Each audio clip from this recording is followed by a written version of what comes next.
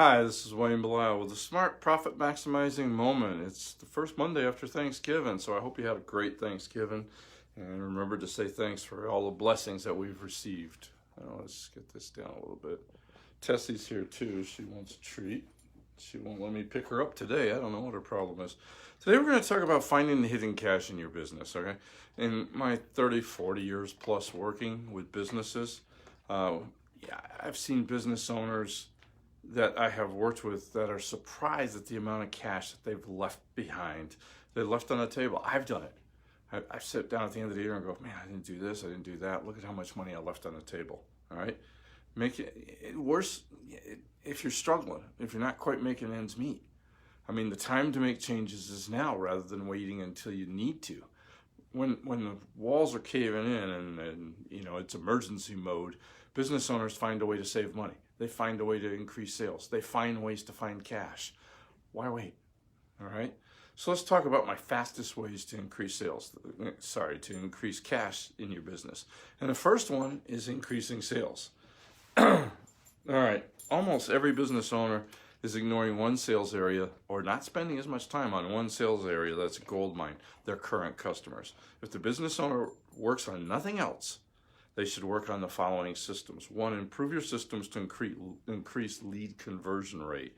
Your goal is to turn more of your customer contact into sales. Look at every part of that and make sure that you step by step are moving people from when they contact you to when they first write you a check.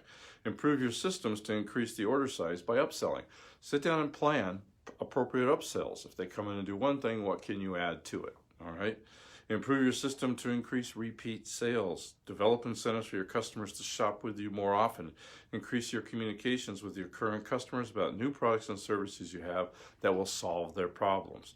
Number 4, improve your systems for customer referrals. Ask for referrals from your best customers, heck, from all of your customers. Pick up a copy of a book called The Referral Engine by John Jantsch, Janttsch, for great ideas about getting referrals if you don't know any. You can also search. I've searched on my blog. I've covered this a few times. Increase your prices. Seems ridiculous, but prices are a lot more elastic than we think. Don't be afraid to increase them. The quickest and easiest way to increase your income is to raise your prices. If you're worried about losing customers, do the math. You will be surprised by how many customers you can lose and still make the same sales amount. And most business owners find that they make even more money with less work. Speed up your collections. Review your receivables now and every week.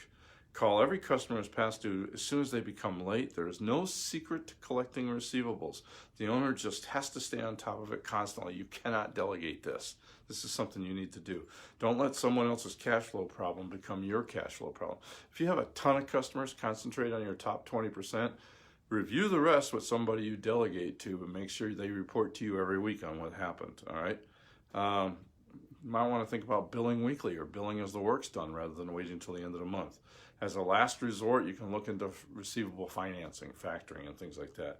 Control your inventory. Money tied into your inventory is money that's not into your bank account and money that isn't working for you. Examine your inventory and identify those items that are not selling quickly. Get rid of them by lowering your sales price until they sell. Remember, it is better to sell today at a 10% discount than 6 months from now at your normal price. If it doesn't sell at a 10% discount, it's better to sell at a 25% discount today than at a normal price a year from now. If it still doesn't sell it at cost, reinvest the money into products that are selling for a profit. If you can't sell an item at cost, selling it below cost is better than keeping it on the shelf and throwing it away in a couple of years.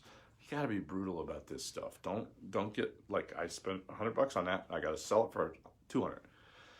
Sometimes the market will tell you what's good inventory, and sometimes you got to follow these rules I listed, okay? Decrease expenses. A 10% across the board cost-cutting approach probably won't work.